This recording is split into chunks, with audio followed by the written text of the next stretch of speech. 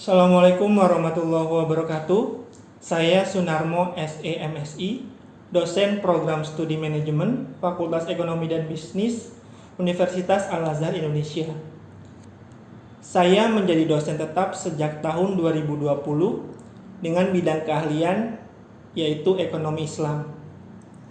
Berdasarkan keahlian tersebut, maka saya ditugaskan mengampu mata kuliah Etika Bisnis Islam.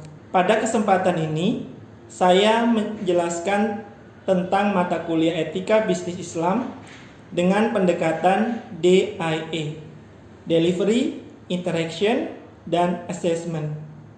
Video ini merupakan pernyataan diri dosen dalam unjuk kerja Tridharma Perguruan Tinggi, PDD, UKT, PT, khususnya bidang pengajaran.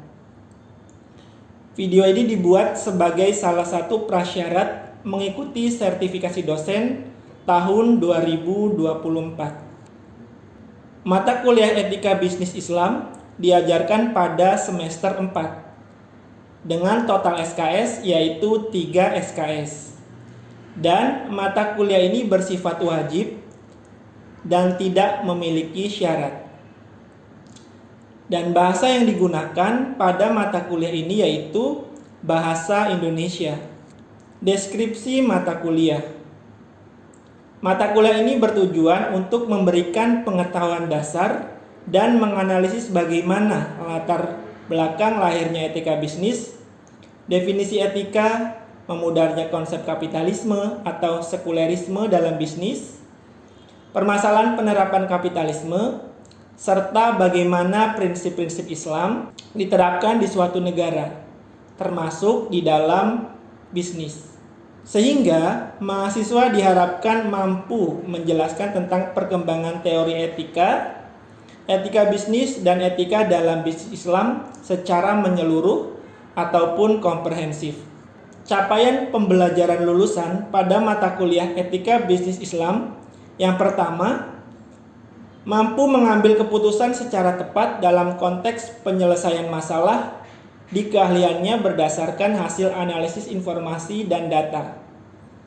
Yang kedua, mampu memelihara dan mengembangkan jaringan kerja dengan pembimbing, kolega, sejawat, baik di dalam maupun di luar lembaganya. Yang ketiga, mampu mengambil keputusan manajerial yang bersinergi berdasarkan nilai-nilai Islam. Capaian pembelajaran yang keempat yaitu menguasai pengetahuan faktual dan metode aplikasi etika bisnis dan nilai-nilai kemanusiaan atau humanity values dalam mengelola organisasi. Dan yang kelima, menguasai konsep penerapan ilmu manajemen yang terintegrasi dengan nilai-nilai spiritual Islam. Dan yang keenam, mampu mengambil keputusan manajerial tingkat pertama yang sesuai dengan nilai-nilai Islam.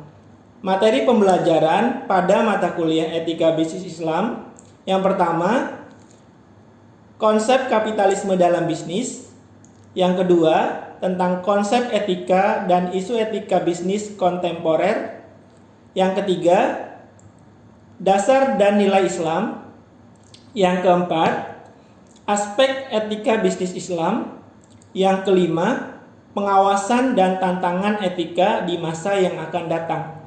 Capaian pembelajaran mata kuliah. Yang pertama, mahasiswa mampu mengkorelasikan konsep kapitalisme dalam bisnis. Yang kedua, mahasiswa mampu memerinci konsep etika dan isu etika bisnis kontemporer. Yang ketiga, mahasiswa mampu mengkonsepkan dasar dan nilai Islam. Yang keempat, mahasiswa dapat menelaah aspek etika bisnis Islam. Yang kelima, mahasiswa mampu merencanakan pengawasan dan tantangan etika di masa yang akan datang. Adapun metode pembelajaran pada mata kuliah ini, kegiatan pembelajaran tentu dilaksanakan dengan mengedepankan pendekatan student center learning, yang mana student center learning berpusat kepada pembelajaran ke mahasiswa. Para mahasiswa didorong dan difasilitasi untuk aktif mencari contoh kasus, dan memperoleh informasi serta mencapai target yang diharapkan, baik pengetahuan, keterampilan, maupun sikap. Pada mata kuliah ini terdapat 4 kegiatan atau metode utama yang digunakan. Yang pertama, membuat makalah kelompok dan mempresentasikan dalam diskusi di dalam kelas. Yang kedua, membuat tugas individu baik berupa kuis maupun tugas mandiri. Yang ketiga, melakukan dan membuat laporan tentang studi kasus. Adapun bobot penilaian terdiri dari 3 aspek. Yang pertama, tugas. Tugas terdiri dari kuis, tugas individu, yang mana persentasenya adalah 30%. Kemudian komponen yang kedua adalah ujian tengah semester, di mana bobotnya yaitu 40%. Dan bobot penilaian yang ketiga yaitu ujian akhir semester, dengan persentase sebesar 40%. Mata kuliah Etika Bisnis Islam memiliki berbagai macam referensi.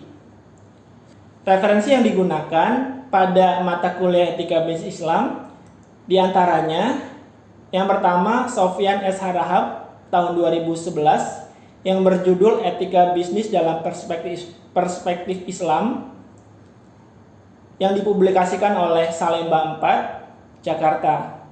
Yang kedua, Yaksan dan Hafid tahun 2014 dengan judul Etika Bisnis Islam yang diterbitkan di Makassar dengan penerbit Kereta Kupah. Dan referensi yang utama pada mata kuliah Etika Bisnis Islam yaitu referensi yang dibuat oleh saya sendiri, yaitu mata kuliah Etika Bisnis Islam dengan buku berjudul Etika Bisnis Islam dengan penerbitnya Samudra Biru, yang mana buku karya saya ini baru diterbitkan di 2024, khususnya di bulan Februari, dan menjadi buku rujukan utama yang digunakan oleh mahasiswa yang sedang mengambil mata kuliah Etika Bisnis Islam. Berikut saya tampilkan video pembelajaran salah satu materi pada mata kuliah Etika Bisnis Islam, yaitu mengenai etika dan sumber etika Islam. Selamat menyaksikan. Akhir kata dari saya, terima kasih. Assalamualaikum warahmatullahi wabarakatuh. Oke, baik. Assalamualaikum warahmatullahi wabarakatuh. Waalaikumsalam warahmatullahi wabarakatuh. Alhamdulillah, pada siang hari ini kita bisa berkesempatan bertemu kembali di ruang ini dalam keadaan sehat walafiat. Dan pada kesempatan hari ini, materi yang akan saya ajarkan adalah tentang etika dan sumber etika Islami. Sebelumnya ada yang sudah pernah baca materi ini? Oke, ya, jadi nanti kita sama-sama diskusi dan belajar bersama. Oke, adapun tujuan pembelajarannya yaitu menjelaskan tentang etika dan sumber etika Islam. Kenapa? Karena sebelum kita berbicara tentang bisnis gitu ya, semua harus dilandaskan dengan Islam dulu. Berarti etika bisnis Islam kita harus tahu dasarnya dulu, yaitu tentang etika Islam. Nah, apa itu etika Islam? Sebagaimana yang ada di slide, ya, kita tarik mundur dulu dari konsep etika gitu ya. Bicara etika merupakan disiplin ilmu yang mempelajari tentang apa yang benar dan apa yang salah. Jadi apa yang benar dan apa yang salah. Hal ini tentunya sejalan gitu ya dengan etika Islam, karena Islam itu mengajarkan kebaikan dan meninggalkan keburukan. Nah, di dalam etika Islam tentu harus diamalkan dan disebarluaskan baik untuk diri kita maupun orang lain, misalnya di lingkungan keluarga gitu ya, kemudian di lingkungan pertemanan dan lingkungan sosial lainnya. Nah, kemudian sebagaimana tadi yang sudah di awal kita buka tentang etika Islam berkaitan dengan perilaku yang baik gitu ya. Dan secara konsep lain, Etika itu di dalam Islam disebutnya adalah akhlak gitu ya. Kalau bicara akhlak berarti ada berkaitan dengan perilaku manusia dalam hal bersosialisasi di masyarakat gitu ya, kemudian berekonomi dan juga berpolitik. Nah, di dalam Islam sendiri akhlak itu dibagi menjadi 3. Yang pertama tentu kepada Sang Pencipta kita, kepada Allah. Yang kedua terhadap sesama manusia. Dan yang ketiga terhadap lingkungan. Gitu ya, termasuk kepada hewan-hewan dan tumbuhan gitu ya. Nah, etika Islam sendiri merupakan buah dari keimanan, keislaman, dan ketakwaan yang didasarkan pada nilai dan kebenaran Allah Subhanahu wa taala. Jadi jelas kalau bicara etika Islam berarti kebenarannya lahirnya dari Allah gitu ya, bukan dari yang lainnya. Nah, Islam itu sendiri kita sudah tahu ya, Islam itu diturunkan oleh Allah kepada Nabi Muhammad dalam hal ini untuk menyempurnakan akhlak ya. Karena di hadis riwayat Ahmad itu dikatakan sesungguhnya aku Rasulullah diutus untuk menyempurnakan akhlak yang baik. Jadi Islam hadir itu yang diperbaiki akhlaknya dulu, bukan yang lain, tapi akhlaknya terlebih dahulu. Nah, kemudian di Al-Quran surat Al-Qalam juga disebutkan, ya sesungguhnya kamu benar-benar berbudi pekerti yang agung. Tafsir dari ayat ini bahwa sesungguhnya kamu berada di atas akhlak yang agung yang dibawa oleh Al-Quran dan nilai-nilai kesempurnaan di dalam Al-Quran itu sendiri gitu ya. Jadi yang pertama adalah akhlak nomor 1 ya. Kalaupun kita berilmu yang tinggi tapi tetap harus punya akhlak ya. Jadi percuma kalau misalkan kita ilmunya tinggi tapi akhlaknya tidak ada, itu percuma saja. Nah, kemudian kita bicara tentang sumber ya. Sumber etika Islam. Ya, bicara sumber etika Islam pasti ada 2. Ada yang tahu sumbernya? Al-Quran dan Al-Hadis. Betul ya, sumbernya sudah jelas di Al-Quran dan Al-Hadis. Ya, kalau Al-Quran berarti diturunkan langsung ya dari Allah kepada Nabi Muhammad. Dan itu adalah kitab suci orang Islam. Kemudian hadis. Bicara hadis berarti berbicara tentang kita harus mengikuti perkataan ya kan, perbuatan ya, yang dilakukan oleh Nabi kita, Nabi Muhammad SAW. Nah, dari sini ada yang mau bertanya sebelum saya lanjutkan? Oke, silakan Sultan. Assalamualaikum warahmatullahi wabarakatuh. Waalaikumsalam warahmatullahi wabarakatuh.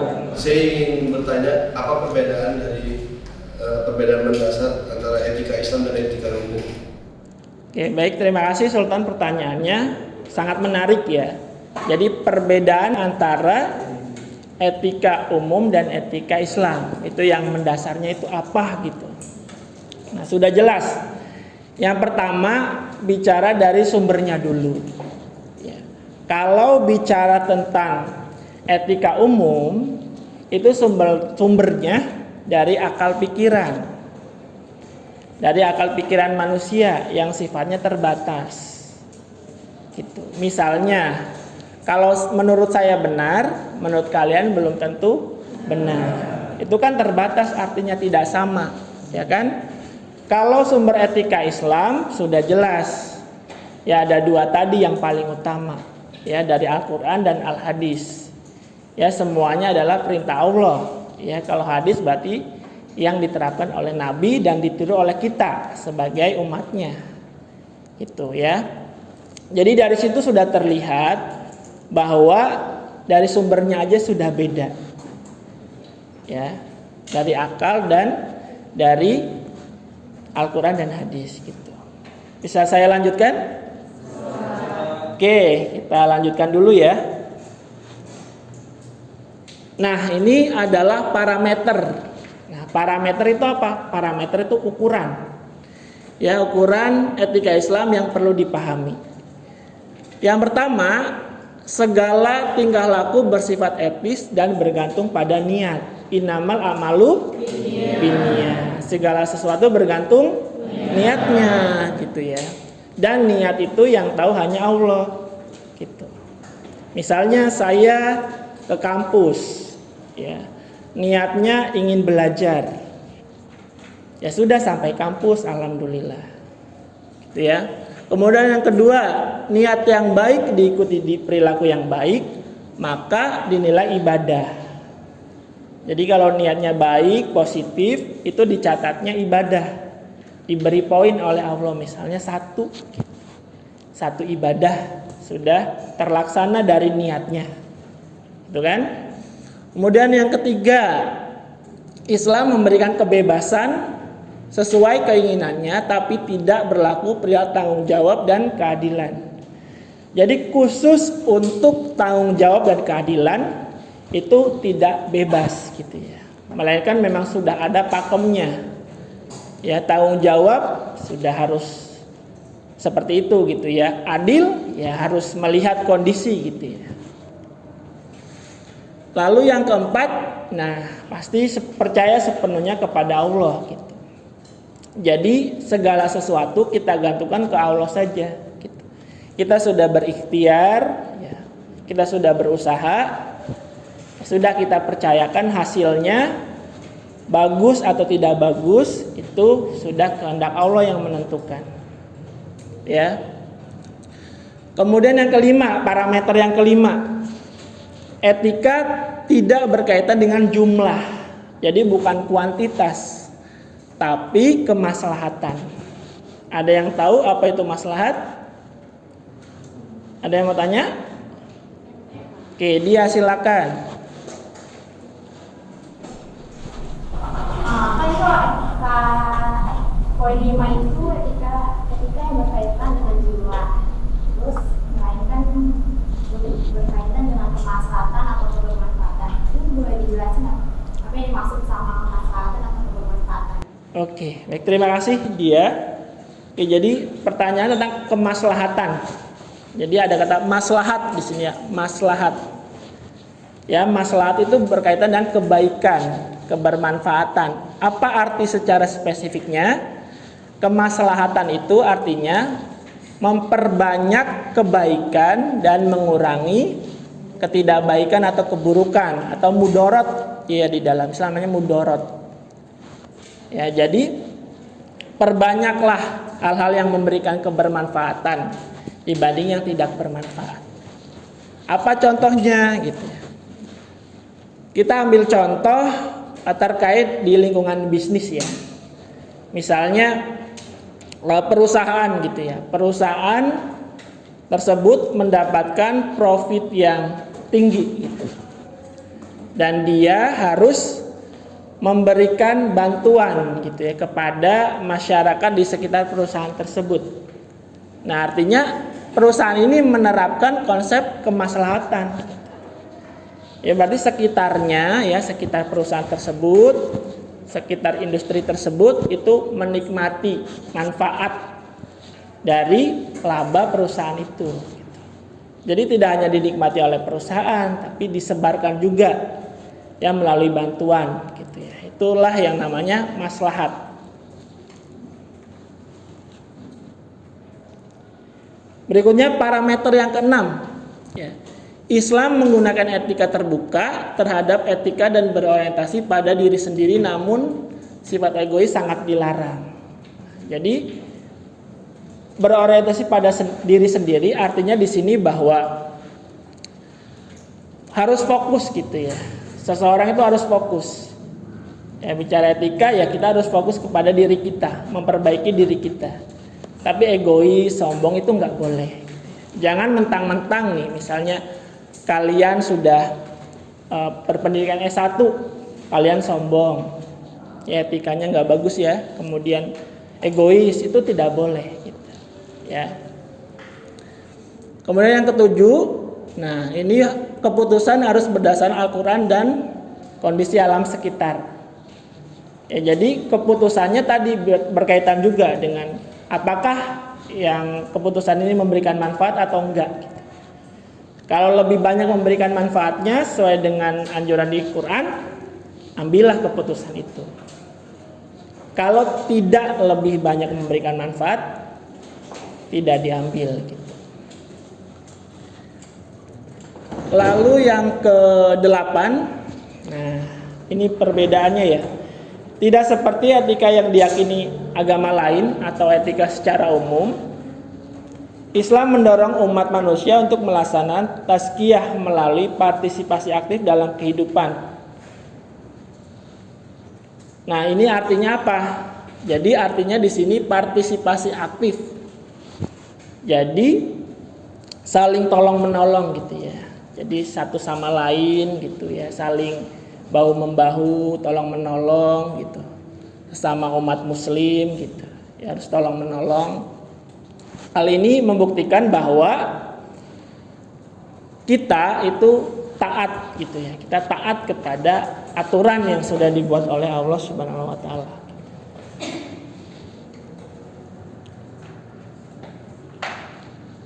Nah, selanjutnya kita bicara etika atau akhlak ya, masih lanjutan. Nah, ini bagian dari kandungan ajaran Islam selain akidah dan syariah. Jadi di dalam Islam itu kan ada 3 ya, ada akidah, ada syariah, ada akhlak. Kalau syariah itu berkaitan dengan hukum ya, hukum yang diterapkan. Kemudian kalau akidah berkaitan dengan iman. Ya, kalau akhlak ya berkaitan dengan perilaku. Nah, lanjut, etika Islam perlu diterapkan oleh manusia sebagai hamba Allah. Dalam buku Islamic Business Ethics disebutkan beberapa hal yang berpengaruh terhadap etika seseorang. Nah, di sini ada bagannya, ada 3 ya, 3 hal yang membentuk etika seseorang. Yang pertama dari tafsiran hukum, yang kedua faktor organisasi, itu biasanya berkaitan dengan tempat di mana kita berorganisasi, bekerja ya dengan komunitas dan lain sebagainya. Dan yang ketiga adalah faktor individu. Nah, ini faktor individu kenapa paling banyak membentuk etika individu seseorang. Ya. Yang pertama, tahap perkembangan moral. Ini kan terbentuk dari kita lahir gitu ya sampai sekarang. Yang moral yang terbentuk dari keluarga gitu, seperti apa didikannya gitu ya. Nilai dan kepribadian individu. Nah, ini sudah menjadi hak dari individu masing-masing ya. Kemudian pengaruh keluarga. Keluarga adalah lingkungan yang paling dekat dengan kita, yang paling banyak membentuk etika kita. Kemudian teman, pengaruh teman ya, seperti di kelas ini misalnya ya. Dalam satu kelas, nah tentu beraneka ragam perilakunya ya. Apakah mengikuti perilaku yang baik tadi ya, apakah ikut perilaku yang buruk gitu. Itu tinggal teman-teman menyaringnya sendiri gitu ya. Mana yang bagus diambil, mana yang tidak bagus jangan diambil. Yang kelima, pengalaman hidup. Ya, pengalaman hidup ini juga akan membentuk ya etika seseorang. Ada yang mengatakan bahwa semakin banyak pengalaman seseorang maka akan semakin dewasa dan bagus juga etika seseorang. Ya, ada yang mengatakan seperti itu. Karena itu benar gitu ya. Itu jadi salah satu faktor juga ya. Kemudian yang terakhir, kondisi atau situasional. Nah, ini kondisi misalnya dari sisi ekonomi gitu ya. Kondisi ekonomi keluarga seperti apa, itu akan membentuk sosok kita seperti apa etikanya.